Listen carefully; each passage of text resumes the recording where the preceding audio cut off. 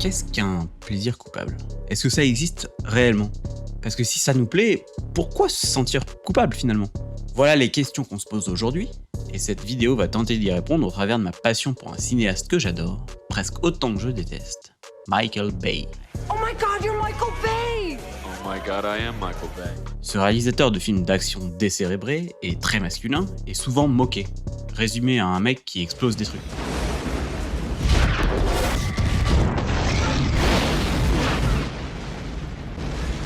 Mais c'est en réalité un faiseur maniéré, à l'esthétique rodée et purement hollywoodienne dans sa grandeur, mais avec un twist. Mr. Bay, please put on some pants. S'il est souvent parodié ou copié, c'est à juste titre, puisque le style de sa mise en scène, toujours tendu et marqué, est reconnaissable entre mille. Et c'est pour ça que c'est un auteur avec un grand A, avec tout plein de défauts, mais passionnant sur bien des points. Allez, c'est parti pour une nouvelle contrepétrie.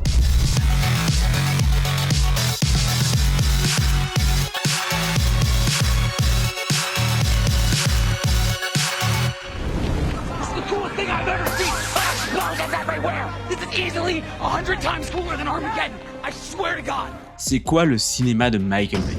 Je ne vais pas refaire l'excellente vidéo de Tony Zhou, ou même celle de Patrick Williams, vers lesquelles je vous conseille d'aller d'ailleurs. Mais il serait quand même bien de définir le style de l'auteur que beaucoup ont proclamé comme étant le Bayhem. Un jeu de mots plutôt malin entre le nom de celui qui nous intéresse aujourd'hui et le mayhem, soit en anglais la destruction, le bazar, le foutoir. Enfin, t'as compris le délire. Du coup, oui, il y a beaucoup d'explosions. Genius. Hi, I'm Michael Bay. Awesome barbecue, awesome pool. Mais c'est pas tout. Si on reconnaît immédiatement un plan estampillé Michael Bay, c'est qu'il y a une ou plusieurs raisons. Les mouvements de caméra déjà, dans tous les sens. En avant, en arrière, en plongée, contre-plongée, circulaire, ou même tout en même temps. Que ça ait du sens ou pas d'ailleurs. Ici par exemple, c'est compréhensible, mais là c'est abusivement hors de propos. Michael Bay est un beauf, il faut le dire. C'est aussi un cinéaste qu'on dit tyrannique, plutôt républicain, mais carrément investi, qui prend les armes, enfin les caméras quoi, pour aller filmer lui-même, souvent dans des conditions tendues, voire carrément dangereuses. Son montage épileptique est tantôt incompréhensible, tantôt limpide, et on a l'impression qu'il ne sait pas faire la différence entre les deux. Tant ses films sont parfois brouillons, parfois brillants. À en juger des scènes telles que celle-ci, issue de son dernier Transformers, The Last Night, bien foutraque, au cadrage hasardeux et au point de montage aléatoire, et celle-ci dans Six Underground, où l'action est magnifiée et foisonnante, et j'irais même jusqu'à dire qu'elle est élevée au rang d'art noble. Is the David the one with the really small? Yep, that's it. You want to get out and compare, or should we maybe think about going? No, I'm Yep, good. let's go. Michael, there's a papa rat humping the shit out of this mama rat. No, he's straight pile driving her. Oui, ok, Michael.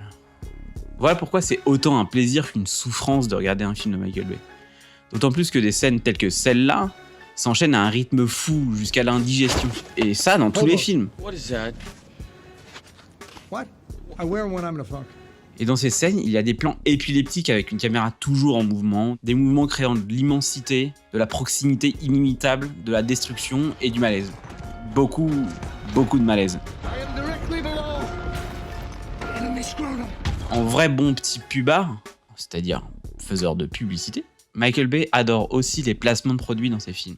De notre point de vue de français au passé un peu gaucho, évidemment qu'on le pendrait au pilori sur place publique immédiatement. Mais au sein de la société états-unienne qu'il représente, ultra-capitaliste et consumériste, il fait office d'idole divine. One moment, please. Not listed. Il n'a aucun mal à assumer une esthétique publicitaire, très proche de la sienne, on l'a vu, pour simplement décorer ses plans ça et là, ou même carrément faire une pause narrative le temps de présenter le dernier produit de sa marque nourricière. Parce que oui, quoi qu'on en dise, ces placements de produits lui permettent d'avoir des budgets plus que conséquents pour ses productions ambitieuses et spectaculaires. Ah oui, autre chose rédhibitoire pour nous autres français intellos, ces films sont intrinsèquement l'inverse. Des purs films d'action, bien décérébrés et purement axés sur le spectacle. Parfois même un peu enfantins, notamment ces Transformers.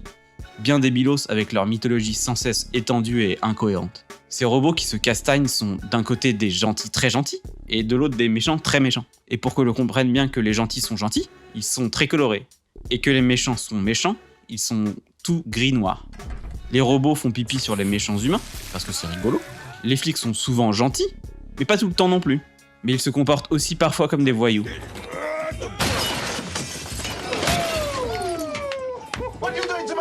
Les militaires sont très souvent gentils. Mais leurs supérieurs, le gouvernement ainsi que les agences de renseignement ne le sont pas, dans un propos quasi complotiste finalement. Who are you? We're the government. Sector 7. Never heard of it. Never will. Parfois, ils s'adonnent même au plagiat, comme avec cette séquence dantesque de Bad Boys 2, tout droit tirée du Police Story de Jackie Chan.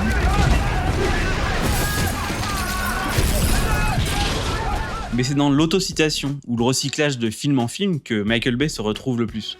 Son égocentrisme de mâle infaillible et sûr de lui se révèle alors sous son jour le plus complet et abject. We're going back. Romantics, they don't get the girl. At all. You remember when Sean Connery said, losers whine, winners get the fuck the prom queen? That is super aggressive. No, I don't remember that. The Rock? The Rock. Yeah, he's an actor.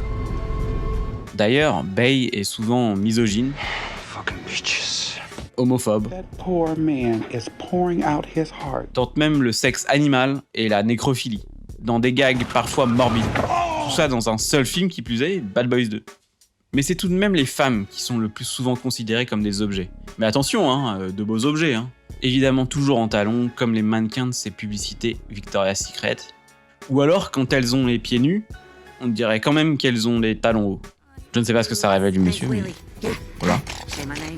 Quand il veut donner de la profondeur et une échelle à des plans majestueux, rien de mieux qu'une belle pépé pour souligner l'enjeu et le mouvement de caméra.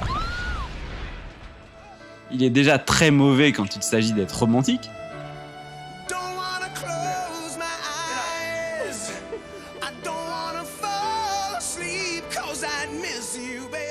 Alors dans le romanesque de Pearl Harbor, je vous en parle même pas.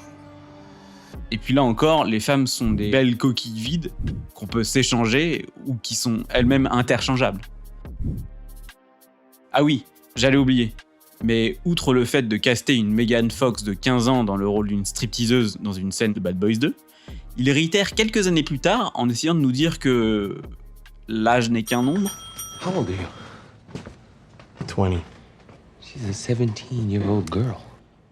I just called the cops on you because this is illegal. She's a minor. We've got a pre-existing juvenile foundational relationship. Statute 2705-3. What? Texas statute? That a real law? Yep. Pourtant, il ne semble pas con. Il sait ce qu'il fait et injecte de la personnalité dans tous ses films. Contrairement à beaucoup de faiseurs à Hollywood, même doués, qui font des films lisses, impersonnels et aussitôt oubliables. Mais alors, avec autant de choses répugnantes, pourquoi est-ce que j'aime autant le cinéma de Michael Bay ?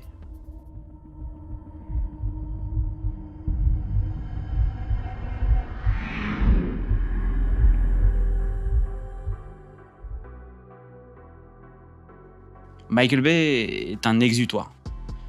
Il n'a pas peur de faire ressembler son cinéma à sa personnalité, aussi crasse soit-elle.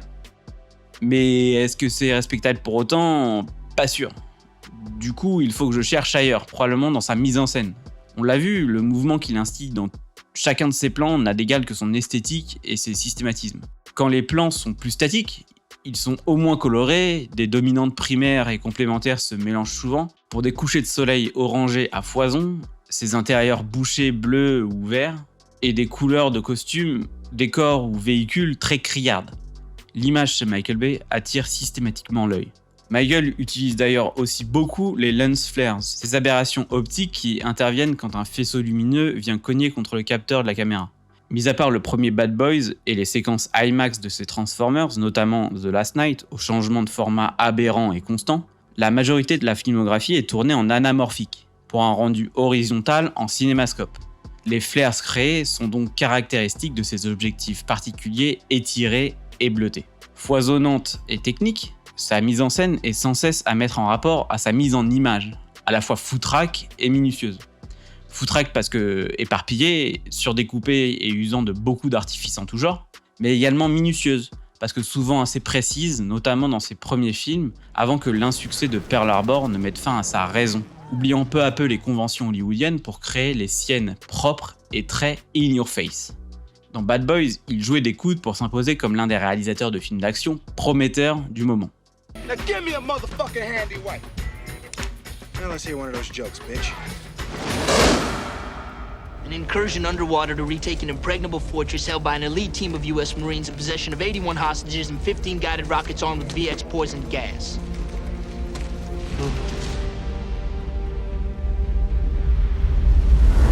Dès The Rock l'année suivante, en 96, il acquiert ce statut envié à seulement 31 ans, avant de transformer l'essai avec le film catastrophe de science-fiction Armageddon.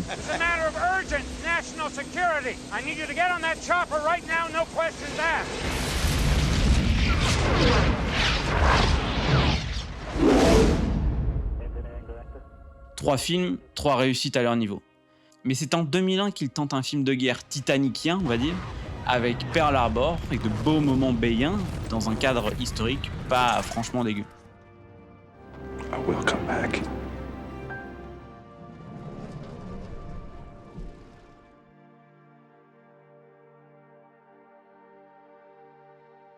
Dès son film suivant, Bad Boys 2, comme pour se venger, il arbore un cinéma beaucoup moins sage, s'éloignant une bonne fois pour toutes des modèles qu'ont pu être à une époque Tony Scott, John McTiernan ou Steven Spielberg. This is a nice fish, you know?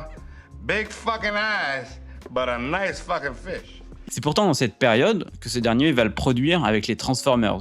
Méga pari au départ, qui va s'avérer une opération mercantile incroyable, frappant régulièrement sur le box-office mondial 10 ans durant, dans un déferlement d'entertainment estival décomplexé qui va péter tous les scores. Mais avant cela, Hollywood va tenter une dernière fois d'offrir un autre horizon à Michael Bay avec le mésestimé The Island, conte futuriste clinquant avec Ewan McGregor à peine libéré de Star Wars et première incursion de Scarlett Johansson dans le blockbuster. D'un scénario intéressant et plutôt malin, Bay rend une copie qui lui ressemble, simplifiée si ce n'est simpliste, mais à la générosité spectaculaire sans pareil, aux visuels léchés et passionnants qui font le lien entre son début de carrière et ce qui va arriver ensuite. And why can't I have bacon? I line up every morning and I'm not allowed any bacon for my breakfast. And let's talk about all the white. Why is everyone wearing white all the time? It's impossible to keep clean. Une œuvre charnière qui offre une autre vision du cinéma de Bay sans le dénaturer. Après avoir enchaîné les 3 premiers Transformers, Michael Bay convainc tout de même Paramount de le laisser faire des films plus personnels entre 2 films de la franchise. C'est ainsi que voient le jour Pain and Gain et 13 Hours, 2 films plus réduits à l'échelle de la saga robotique, mais tout de même assez ambitieux et porteurs de l'ADN de Bay. Un film cruel sur la bêtise humaine d'un côté, patriotique et militariste de l'autre, mais doté d'une force interne telle qu'il est difficile de ne pas y voir de grands films. Évidemment noyés dans un enfer de maniérisme et de positions politiques tendancieuses, mais forts et indéniablement efficaces. Plus, ils sont doués d'une mise en scène certes en tout point typique de l'artiste, mais adaptée à la fois à ses sujets plus subtils qu'ils n'y paraissent, mais aussi plus proches d'une certaine vision de l'Amérique. In my mind, our biggest mistake would be to not view this moment as an opportunity. Relationships between governments are important, yes, but relationships between people are the real foundation of diplomacy. Mais alors que Paramount décide de développer différemment la saga Transformers après les 4e et 5e volets signés Michael Bay, avec soit dit en passant les moins bons films de la filmo du monsieur, il s'envole vers d'autres cieux. Et le Graal aujourd'hui s'appelle Netflix, chez qui Michael Bay obtient un budget plus que confortable pour produire son film le plus total qui soit, Six Underground. À l'époque, Netflix avait adopté une stratégie pour le moins surprenante, sur laquelle ils sont désormais revenus d'ailleurs, signer des chèques en bois à des auteurs pour leur permettre de faire des films ambitieux. Six Underground est un film qui résume toutes les obsessions thématiques, tonales et esthétiques de son réalisateur omnipotent, dont on sent l'influence sur tous les plans, dans un déferlement d'action, de couleurs, de mouvements, à un rythme fou, quasi épileptique.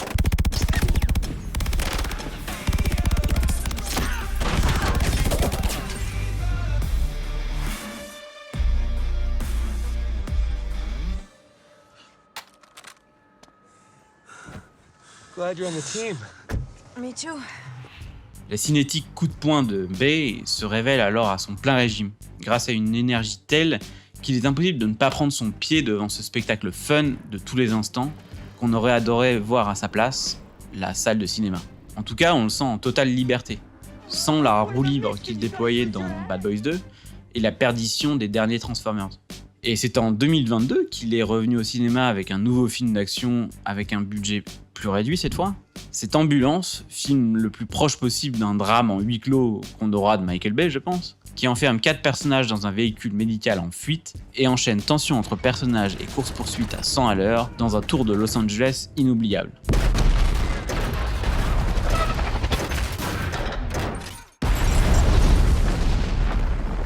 Ambulance est pas loin d'être le meilleur film de Michael Bay, tant les relations sont parfaitement distillées entre ces deux protagonistes masculins, frères brisés par la vie, et son héroïne ambulancière, professionnelle jamais sexualisée, chose assez rare pour être soulignée dans le cinéma de Bay. C'est dans ce cinéma d'action plus réduit, mais toujours aussi rythmé et désinvolte, que Michael Bay semble trouver le pinacle de son œuvre. C'est à la fois moins couillon, moins prétexte à des divagations tendancieuses, et où ses personnages sont plus efficaces, plus intrinsèquement cinématographiques. Un cinéma à grand spectacle normal en soi, mais dans lequel on retrouve tout de même des innovations techniques et visuelles, mais aussi la personnalité et l'esthétique inimitable de son auteur. Parce que oui, évidemment que Michael Bay est un auteur. C'est d'ailleurs pour cela que j'aime ses films. J'en supporte ses innombrables défauts, parce que ce que j'y trouve de passionnant les compense largement. C'est sûrement là que je touche à ma réponse. Je fais des compromis. Il y a des choses abjectes, mais aussi beaucoup de choses que je kiffe.